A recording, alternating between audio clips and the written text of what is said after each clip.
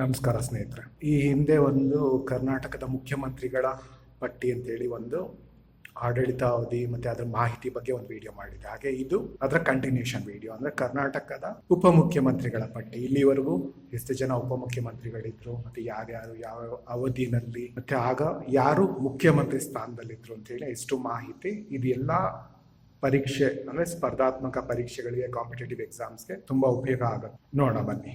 ಮೊದಲನೇದಾಗಿ ಎಸ್.ಎಂ. ಕೃಷ್ಣ ಅವರು, ಅಂದರೆ ಕರ್ನಾಟಕದ ಮೊದಲನೇ ಉಪಮುಖ್ಯಮಂತ್ರಿ ಸ್ಥಾನದಲ್ಲಿದ್ದಾರೆ. ಎಸ್.ಎಂ. ಕೃಷ್ಣ ಅವರ ವಿಧಾನಸಭಾ ಕ್ಷೇತ್ರ ಬಂದು ಮದ್ದೂರು.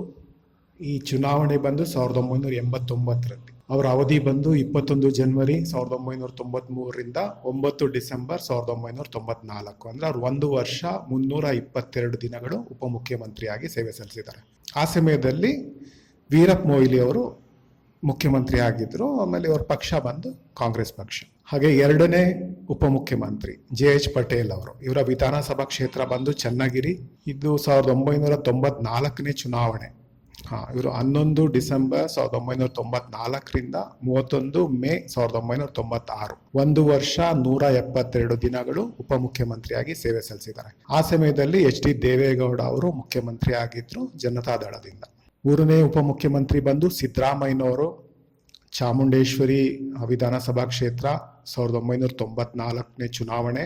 31 ಮೇ 1996ರಿಂದ 22 ಜುಲೈ 1999. 3 ವರ್ಷಗಳು 52 ದಿನಗಳ ಕಾಲ ಉಪಮುಖ್ಯಮಂತ್ರಿ. ಆಗ ಜೆ.ಎಚ್. ಪಟೇಲ್ ಅವರು ಮುಖ್ಯಮಂತ್ರಿ ಆಗ್ತಾರೆ. ಅಂದ್ರೆ ಎಚ್.ಡಿ. ದೇವೇಗೌಡ ಅವರು ರಾಜೀನಾಮೆ ಕೊಟ್ಟಿರ್ತಾರೆ, ಯಾಕಂದ್ರೆ ಅವರು ಪ್ರಧಾನ ಮಂತ್ರಿ ಆಗ್ತಾರೆ ಆಗ. ಹಾಗಾಗಿ ಜೆ.ಎಚ್. ಪಟೇಲ್ ಅವರು ನಂತರ ಮುಖ್ಯಮಂತ್ರಿ ಆಗ್ತಾರೆ. ಆ ಸಮಯದಲ್ಲಿ ಸಿದ್ದರಾಮಯ್ಯನವರು ಉಪಮುಖ್ಯಮಂತ್ರಿ ಆಗ್ತಾರೆ. ಹೀಗೆ ನಂತರ 4ನೇ ಉಪಮುಖ್ಯಮಂತ್ರಿ ಬಂದು ಮತ್ತೆ ಸಿದ್ದರಾಮಯ್ಯನವರೇ. ಅಂದ್ರೆ ಅದಕ್ಕೆ ಮುಂಚೆ 22 ಜುಲೈ 1999ರಿಂದ 28 ಮೇ 2004ವರೆಗೂ ಉಪಮುಖ್ಯಮಂತ್ರಿ ಸ್ಥಾನ ಖಾಲಿ ಇರುತ್ತೆ. ಅನಂತರ ಸಿದ್ದರಾಮಯ್ಯನವರು ಜನತಾದಳದಿಂದ, ಆಗ ಅವ್ರು ಜನತಾದಳದಲ್ಲಿದ್ರು. ಚಾಮುಂಡೇಶ್ವರಿ ಕ್ಷೇತ್ರ 2004ನೇ ಚುನಾವಣೆ. 28 ಮೇ 2004ರಿಂದ 5 ಆಗಸ್ಟ್ 2005ವರೆಗೂ 1 ವರ್ಷ 69 ದಿನಗಳು ಅವರು ಉಪಮುಖ್ಯಮಂತ್ರಿ ಸ್ಥಾನದಲ್ಲಿ ಸೇವೆ ಸಲ್ಲಿಸ್ತಾರೆ. ಆಗ ಮುಖ್ಯಮಂತ್ರಿ ಬಂದು ಧರಮ್ ಸಿಂಗ್ ಅವರು ಇರ್ತಾರೆ. ಸಮಯದಲ್ಲಿ ಜನತಾದಳ ಮತ್ತೆ ಕಾಂಗ್ರೆಸ್ನ ಮೈತ್ರಿ ಸರ್ಕಾರ. 5ನೇ ಉಪಮುಖ್ಯಮಂತ್ರಿಯಾಗಿ ಎಂ.ಪಿ. ಪ್ರಕಾಶ್ ಅವರು, ಜನತಾದಳ. ಇವರು ಹೂವಿನ ಹಡಗಲಿ ಕ್ಷೇತ್ರದಿಂದ. 2004ನೇ ಚುನಾವಣೆ ಇದು. 8 ಆಗಸ್ಟ್ 2005ರಲ್ಲಿ 5ರಿಂದ 28 ಜನವರಿ 2006. ಅಂದ್ರೆ 173 ದಿನಗಳು ಉಪಮುಖ್ಯಮಂತ್ರಿ ಆಗಿರ್ತಾರೆ. ಧರ್ಮ್ ಸಿಂಗ್ ಅವರು ಮುಖ್ಯಮಂತ್ರಿ ಆಗಿರ್ತಾರೆ. ನಂತರ ಬಿ.ಎಸ್. ಯಡಿಯೂರಪ್ಪನವರು 6ನೇ ಉಪಮುಖ್ಯಮಂತ್ರಿ, ಬಿಜೆಪಿ, ಭಾರತೀಯ ಜನತಾ ಪಕ್ಷ. ಇವರ ವಿಧಾನಸಭಾ ಕ್ಷೇತ್ರ ಶಿಕಾರಿಪುರ. 2004ನೇ ಚುನಾವಣೆ. 3 ಫೆಬ್ರವರಿ 2006ರಿಂದ 8 ಅಕ್ಟೋಬರ್ 2007. 1 ವರ್ಷ 253 ದಿನ ಇವರು ಉಪಮುಖ್ಯಮಂತ್ರಿ ಸ್ಥಾನದಲ್ಲಿ ಸೇವೆ ಸಲ್ಲಿಸಿರ್ತಾರೆ. ಎಚ್.ಡಿ. ಕುಮಾರಸ್ವಾಮಿ ಅವರು ಆಗ ಮುಖ್ಯಮಂತ್ರಿ ಆಗಿರ್ತಾರೆ. 9 ಅಕ್ಟೋಬರ್ 2007ರಿಂದ 12 ಜುಲೈ 2012ವರೆಗೂ ಉಪಮುಖ್ಯಮಂತ್ರಿ ಸ್ಥಾನ ಮತ್ತೆ ಖಾಲಿ ಇರುತ್ತೆ. ನಂತರ ಆರ್ ಅಶೋಕ್ ಅವರು 7ನೇ ಉಪಮುಖ್ಯಮಂತ್ರಿ. ಇವರ ವಿಧಾನಸಭಾ ಕ್ಷೇತ್ರ ಬಂದು ಪದ್ಮನಾಭನಗರ. 2008ನೇ ಚುನಾವಣೆ ಇದು. 12 ಜುಲೈ 2012ರಿಂದ 12 ಮೇ 2013ವರೆಗೂ ಇವರು ಉಪಮುಖ್ಯಮಂತ್ರಿ ಸ್ಥಾನದಲ್ಲಿ ಸೇವೆ ಸಲ್ಲಿಸಿರ್ತಾರೆ. 304 ದಿನಗಳು. ಆಗ ಜಗದೀಶ್ ಶೆಟ್ಟರ್ ಅವರು ಮುಖ್ಯಮಂತ್ರಿ ಆಗಿರ್ತಾರೆ.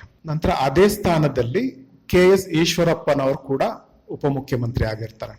ಶಿವಮೊಗ್ಗದಿಂದ ವಿಧಾನಸಭಾ ಕ್ಷೇತ್ರ. 2008ನೇ ಚುನಾವಣೆ. 12 ಜುಲೈ 2012ರಿಂದ 12 ಮೇ 2013ವರೆಗೂ 304 ದಿನಗಳು. ಆಗ ಕೂಡ ಜಗದೀಶ್ ಶೆಟ್ಟರ್ ಅವರು ಮುಖ್ಯಮಂತ್ರಿ ಸ್ಥಾನದಲ್ಲಿ ಇರ್ತಾರೆ. ನಂತರ 2013 ಮೇ 12ರಿಂದ 2018 ಮೇ 23ವರೆಗೂ ಉಪಮುಖ್ಯಮಂತ್ರಿ ಸ್ಥಾನ ಖಾಲಿ ಇರುತ್ತೆ. ನಂತರ 9ನೇ ಉಪಮುಖ್ಯಮಂತ್ರಿಯಾಗಿ ಜಿ. ಪರಮೇಶ್ವರ್ ಅವರು ಆಯ್ಕೆ ಆಗ್ತಾರೆ. ಅವರ ವಿಧಾನಸಭಾ ಕ್ಷೇತ್ರ ಬಂದು ಕೊರಟಗೆರೆ. ಇದು 2018ನೇ ಚುನಾವಣೆ. ಅವರ ಅವಧಿ ಬಂದು 23 ಮೇ 2018ರಿಂದ 23 ಜುಲೈ 2019. 1 ವರ್ಷ 61 ದಿನಗಳ ಕಾಲ ಅವರು ಉಪಮುಖ್ಯಮಂತ್ರಿಯಾಗಿ ಸೇವೆ ಸಲ್ಲಿಸಿರ್ತಾರೆ. ಆಗ ಮುಖ್ಯಮಂತ್ರಿ ಬಂದು ಎಚ್.ಡಿ. ಕುಮಾರಸ್ವಾಮಿ ಅವರು ಇರ್ತಾರೆ. ಪಕ್ಷ ಕಾಂಗ್ರೆಸ್, ಪರಮೇಶ್ವರ್ ಅವ್ರದ್ದು. ನಂತರ 10ನೇ ಉಪಮುಖ್ಯಮಂತ್ರಿಯಾಗಿ ಸಿ.ಎನ್. ಅಶ್ವಥ್ ನಾರಾಯಣ್ ಅವರು, 11ನೇವರಾಗಿ ಗೋವಿಂದ ಕಾರಜೋಳ ಅವರು, 12ನೇವರಾಗಿ ಲಕ್ಷ್ಮಣ ಸವದಿ ಅವರು. ಇವರು 3 ಜನ ಒಂದೇ ಸಮಯದಲ್ಲಿ ಉಪಮುಖ್ಯಮಂತ್ರಿ ಸ್ಥಾನ ಅಲಂಕರಿಸಿರ್ತಾರೆ. ಯಾವಾಗ 2018ನೇ ಚುನಾವಣೆ. ಸಿ ಅಶ್ವಥ್ ಅವರು ಮಲ್ಲೇಶ್ವರಂ ವಿಧಾನಸಭಾ ಕ್ಷೇತ್ರದಿಂದ, ಗೋವಿಂದ ಕಾರಜೋಳ ಅವರು ಮುಧೋಳದಿಂದ, ಲಕ್ಷ್ಮಣ ಸವದಿ ಅವರು ಆಗ MLC ಆಗಿರ್ತಾರೆ, ನಂತರ ಉಪಮುಖ್ಯಮಂತ್ರಿ. ಆ ಅವಧಿ ಬಂದು 26 ಆಗಸ್ಟ್ 2019, 26 ಜುಲೈ 2021ವರೆಗೂ. ಅಂದ್ರೆ 1 ವರ್ಷ 340 ದಿನಗಳು 3 ಜನ ಉಪಮುಖ್ಯಮಂತ್ರಿಗಳಾಗಿ ಸೇವೆ ಸಲ್ಲಿಸಿರ್ತಾರೆ. ಆಗ ಮುಖ್ಯಮಂತ್ರಿ ಬಂದು BS ಯಡಿಯೂರಪ್ಪನವರು ಇರ್ತಾರೆ, ಭಾರತೀಯ ಜನತಾ ಪಕ್ಷದಿಂದ. ಕೊನೆಯದಾಗಿ ಈಗ ಅದಕ್ಕೆ ಮುಂಚೆ 26 ಜುಲೈ 2021ರಿಂದ 21 ಮೇ 2023ವರೆಗೂ ಉಪಮುಖ್ಯಮಂತ್ರಿ ಸ್ಥಾನ ಖಾಲಿ ಇರುತ್ತೆ. ನಂತರ ಈಗ ಪ್ರಸ್ತುತ 13ನೇ ಉಪಮುಖ್ಯಮಂತ್ರಿಯಾಗಿ DK ಶಿವಕುಮಾರ್ ಅವರು ಸೇವೆ ಸಲ್ಲಿಸ್ತಾ ಇದ್ದಾರೆ. ಆಮೇಲೆ ಕನಕಪುರ ಕ್ಷೇತ್ರದಿಂದ ಇದು 2023ನೇ ಚುನಾವಣೆ. ಸೊ 20 ಮೇ 2023ರಂದು ಅವರು ಉಪಮುಖ್ಯಮಂತ್ರಿಯಾಗಿ ಆಯ್ಕೆ ಆಗ್ತಾರೆ. ಪ್ರಸ್ತುತ ಇಲ್ಲಿವರೆಗೂ ಅವರು ಸೇವೆ ಸಲ್ಲಿಸ್ತಾ ಇದ್ದಾರೆ. ಈಗ ಮುಖ್ಯಮಂತ್ರಿಗಳು ಸಿದ್ದರಾಮಯ್ಯನವರು ಇದ್ದಾರೆ, ಕಾಂಗ್ರೆಸ್ ಪಕ್ಷದಿಂದ. ಓಕೆ, ಇದಿಷ್ಟು ಕರ್ನಾಟಕ ರಾಜ್ಯದ ಉಪಮುಖ್ಯಮಂತ್ರಿಗಳ ಪಟ್ಟಿ. ಅವರ ವಿಧಾನಸಭಾ ಕ್ಷೇತ್ರ ಯಾವುದು, ಯಾವಾಗ ಚುನಾವಣೆ ನಡೆದಿತ್ತು, ಆರಿಸಿ ಬಂದಿದ್ರು ಅವರು, ಮತ್ತೆ ಅವರ ಆಡಳಿತ ಅವಧಿ ಏನು, ಮತ್ತೆ ಆಗ ಯಾರು ಮುಖ್ಯಮಂತ್ರಿ ಆಗಿದ್ರು ಅಂತ ಹೇಳಿ ಇಷ್ಟು ಮಾಹಿತಿ ನಿಮ್ಗೆ. ಧನ್ಯವಾದ.